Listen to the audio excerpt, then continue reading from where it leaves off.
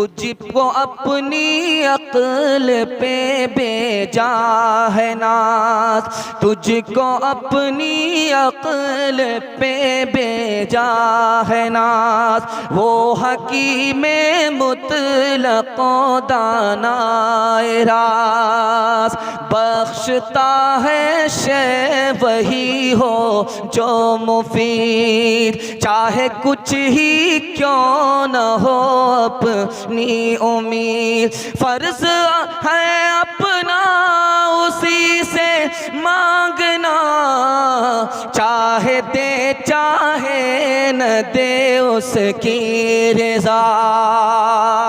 تیزی کے ساتھ لے کر کے آ رہا ہوں، اللہ کی پہچان اگر ہمیں نصیب ہو جائے تو اللہ ہمیں سچا پکا بندہ بنا لے۔ چھوٹا سا بچہ ہوتا ہے، باپ کے ساتھ آتا ہے، انگلی پکڑ کر کے بچہ آیا، آپ جیب سے پیسہ نکال کر کے بچہ کو دینے لگیے، بچہ نہیں پکڑتا ہے، باپ کا منہ دیکھتا ہے، باپ کا منہ دیکھ رہا ہے۔ دوسرے کا بچہ انگلی پکڑ کر کے ہے اور دوسرا اس کو کھجور اگر دینا چاہے، پیسہ دینا چاہے، وہ پیسہ کو نہیں پکڑتا، کھجور کو نہیں پکڑتا، باپ کا منہ دیکھتا ہے۔ کیا مطلب ہوا کہ باپ کی اجازت ہے کہ نہیں ہے؟ باپ نے اشارہ کیا لے لو تو بچہ لے لیتا ہے، اور باپ نے اگر اشارہ نہیں کیا تو بچہ نہیں لیتا ہے۔ باپ کی مرضی ہے تو بچہ قبول کرتا ہے، اور ہم خدا کے بندے قدم اٹھانے سے پہلے نہیں دیکھتے کہ خدا کی مرضی ہے کہ نہیں ہے۔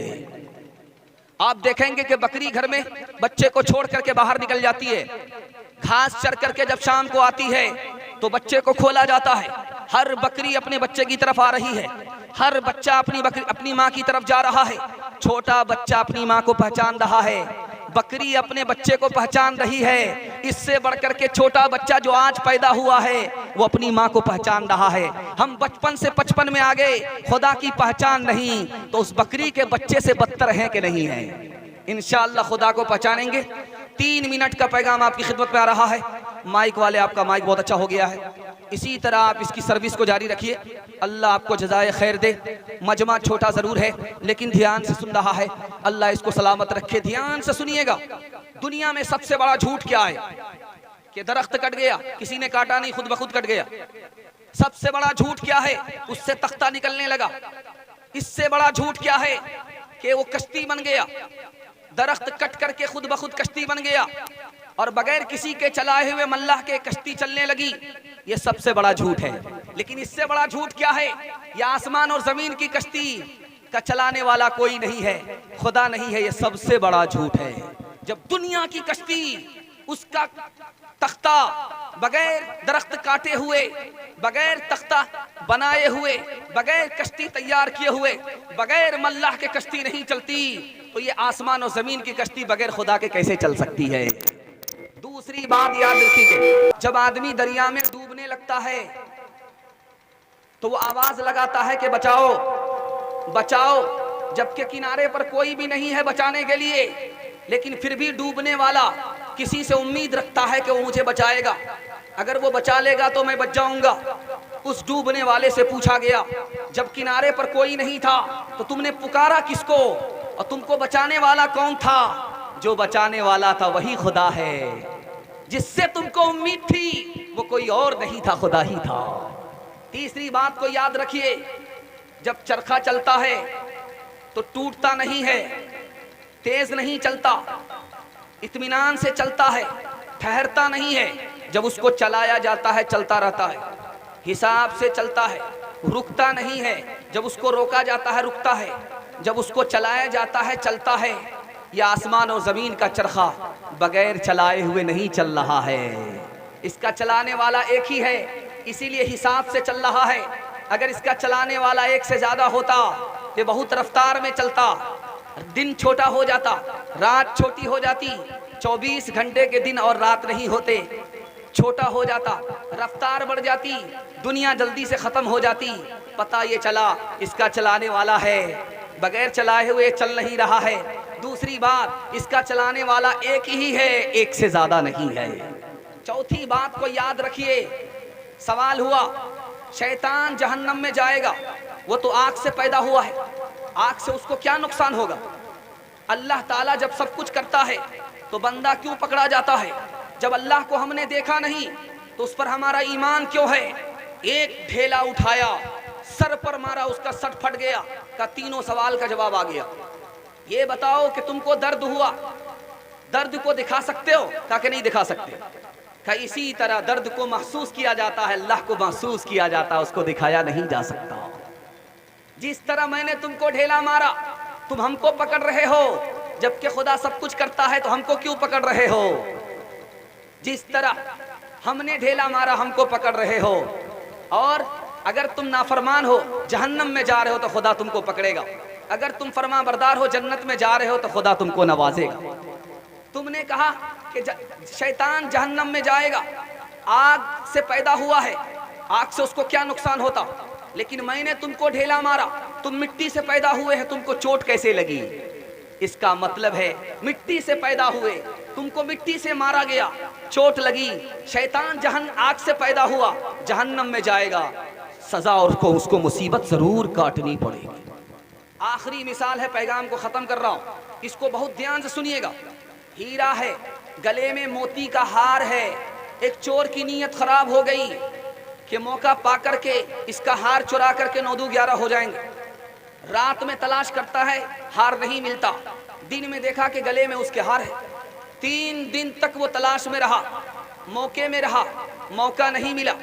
اس نے ہاتھ جوڑ کر کے کہا کہ تم آدمی ہو یا جوبا ہو؟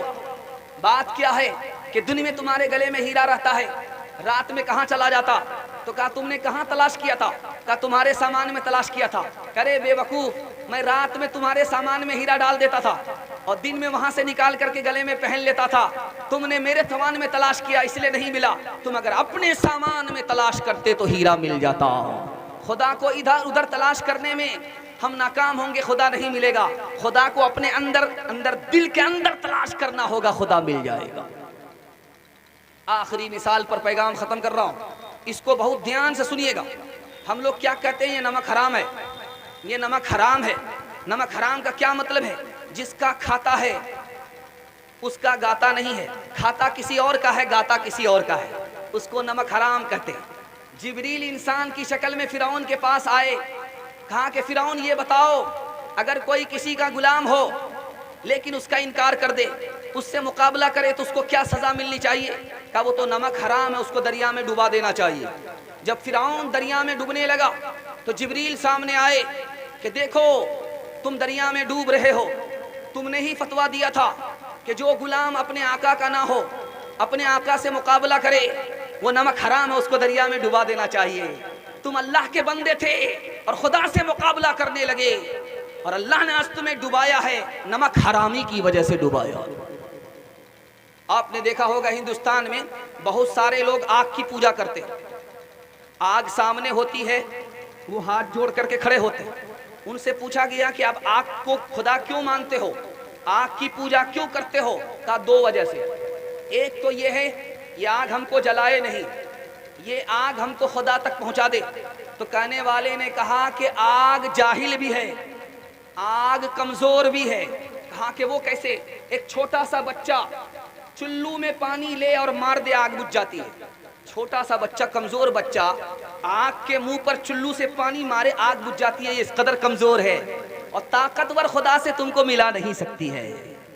دوسری بات, آگ جاہل ہے, اس کو اپنے اور پرائے کی تمیز نہیں ہے. تم آگ کی پوجا کرتے ہو, ہاتھ ڈالو تمہارا ہاتھ جل جائے گا. اس آگ کو یہی معلوم نہیں ہے کہ کون ہماری پوجا کر رہا ہے, کون ہماری پوجا نہیں کر رہا ہے. آگ کے بنانے والے خدا کی پوجا کرو, خدا تک پہنچ جاؤ گے. آگ کی پوجا کر کے خدا تک نہیں پہنچ سکتے. آپ سے میں پوچھوں آپ کو روزی کون دیتا ہے, تو آپ مسلمان آپ کہیں گے ہم کو خدا روزی دیتا ہے. خدا روزی دیتا ہے. ایک صاحب نے کہا کہ بیٹھ کر کے رہو, سو کر کے رہو, تم کو خدا روزی دے گا؟ کہا کہ ہاں دے گا. گود میں 2 سال تک بچہ سو کر کے رہتا ہے, اس کو روزی ملتی ہے کہ نہیں ملتی؟ بچہ سو کر کے ماں کی گود میں رہتا ہے, 2 سال تک اس کو روزی ملتی ہے. پرندہ ہوا میں اڑتا ہے, وہاں اس کو روزی ملتی ہے. چوٹی بل کے اندر ہوتی ہے, وہاں اس کو روزی ملتی ہے. تمام 18,000 مخلوق کا روزی دینے والا کوئی اور نہیں ہے, خدا. انشاءاللہ جیب سے زیادہ خدا پر بھروسہ کریں گے. روزی دینے والا ہماری اولاد کو روزی دینے والا، قیامت تک آنے والے انسانوں کو روزی دینے والا وہی خدا ہے۔